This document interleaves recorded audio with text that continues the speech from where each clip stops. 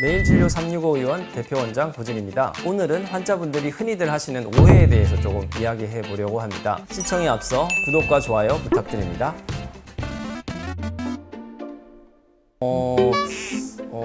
네, 요즘 그 소아과 진료받기가 좀 어려워져가지고 대학병원이라든지 아니면 상급병원의 의정 갈등 이후로 소아응급실에 환자를 받기 어려워지는 대학병원도 많아지고요. 이래서 아이를 데리고 어디 갈 데가 마땅치가 않은 상황인 것 같은데요. 아기들 같은 경우는 특히나 특별한 기저질환이 없고 건강한 아기 같은 경우에는 큰 문제가 있을 가능성이 높지는 않거든요. 어른이랑 달리. 그래서 매우 낮은데 가장 흔히 의원으로 오는 경우는 발열, 열이 난다든지 아니면 배가 아프다 이런 경우가 가장 흔하고요. 드물게는 이제 두드러기 이런 게 있을 수 있고, 그 다음에는 어지러움증, 두통, 가슴이 아프다, 흉통 이런 질환들로 오는데 100명 중에 99명 정도는 아주 큰 병일 가능성은 낮고 특별한 어떤 처치를 필요로 하는 경우도 매우 드물거든요. 차로 비유하자면 이제 아기들은 이제 새차기 때문에 근본적인 문제가 있을 가능성은 낮단 말이죠. 시간이 지나면 저절로 호전되는 경우가 대부분입니다. 그래서 그런 다양한 불편함으로 의원을 찾으시는데 이 병원에서 약을 먹었는데 효과가 없어서 다른 병원에서 먹었는데 효과가 있다 이렇게 생각하시는 분들도 있는데, 사실은 병의 경과가 원래 하루 이틀, 3일 정도는 좀 많이 힘들다가 그다음부터 점점 좋아지는 추세라서 처음에 약을 처방받았던 병원에서 효과가 없다고 느끼시다가 시간이 지나면서 어느 정도 병이 누그러지면 다른 병원에서 약을 처방받았더니 증상이 좋아지더라, 이런 경우가 대부분입니다 실제로는. 그래서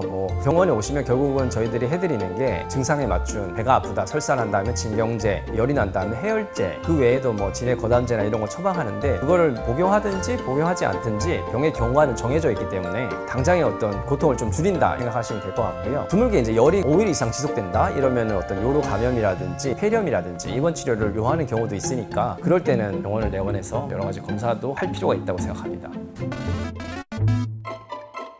성인의 경우에도 특히 요즘 환절기에 면역력이 떨어지고 감염에도 잘 걸리고요. 토하거나 설사하거나 복통, 열, 기침, 가래, 콧물, 인후통 이런 것 뿐만 아니라 발열 이런 걸로 많이 오시는데, 사실은 성인 같은 경우도 가벼운 질환들은 시간 지나면 차차 좋아지는데 불편감이 있으니까 의원으로 오시면은 뭐가 몸에 좋냐, 영양제 같은 거 있냐, 좋은 거 있냐 많이 말씀하시는데, 대개는 그렇게 몸이 안 좋아지는 이유는 평상시에 관리가 좀 부족해서 그런 경우가 있거든요. 안 좋은 거를 많이 먹는다든지, 안 좋은 습관을 갖고 있다든지, 운동을 거의 하지 않는다든지 그런 것들로 인해서 생기는 가벼운 불편함이라고 저는 생각하거든요. 비염이라든지 위가 쓰리다, 자주 배가 아프다, 설사를 좀씩 한다, 이런 것들은 평상시에 관리가 안 되는 것들이기 때문에 문제가 생겼을 때 병원 와서 어느 정도 약 같은 거를 복용할 수도 있겠지만, 평상시에 관리가 자동차에 비유하자면 좋지 않은 휘발유, 저급 휘발유를 계속 넣다가 어쩌다가 한 번씩 고급 휘발유를 넣는다든지 엔진 성능 개선제라든지 부스터 같은 걸 넣는다고 해서 차가 관리가 되지 않듯이, 사람도 평상시에는 술, 담배하고 안 좋은 음식 많이 먹고 몸이 안 좋아진 이후에야 영양제를 맞는다든지 하는 거는 근본적인 치료는 되지 않는다고 생각하거든요. 평상시 관리가 중요하다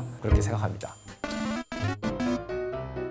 사람들은 대개는 뭘 먹어야지 좋아질까 고민들을 많이 하시는데요. 실제적으로는 어떻게 하면 안 좋은 거를 안 먹을까에 대해서 고민을 많이 하셔야 됩니다. 대표적인 게 술, 담배겠죠. 초가공식품들, 햄버거, 피자, 빵 이런 정제 탄수화물 이런 것들을 어떻게 하면 피할까, 이거를 고민하시는 게 가장 중요하고요. 그 다음에 그런 것들을 다 피하고 나머지 좀 부족한 것들은 영양제나 이런 것도 보충을 할 수 있지만, 정말 중요한 거는 안 좋은 걸 몸에 넣지 않는다. 자동차도 관리할 때 정말로 아끼는 차라면 고급 휘발유, 질 좋은 휘발유만 넣듯이 사람 몸도 가능하면 좋은 것만, 어떻게 하면 나쁜 걸 피할까를 고민하는 게 우선이라고 생각합니다.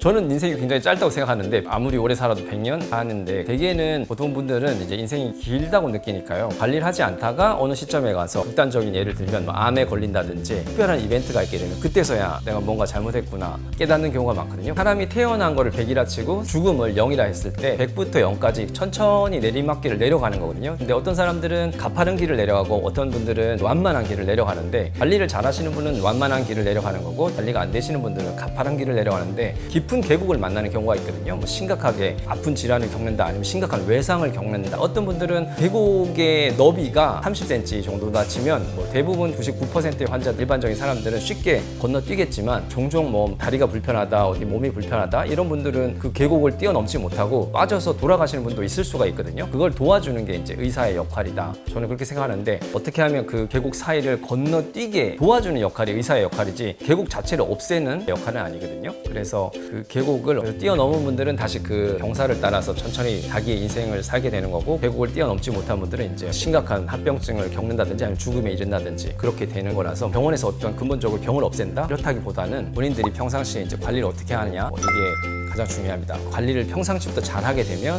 건강한 노년, 건강하게 생활을 계속 할 수 있는 여건이 되는 거고요.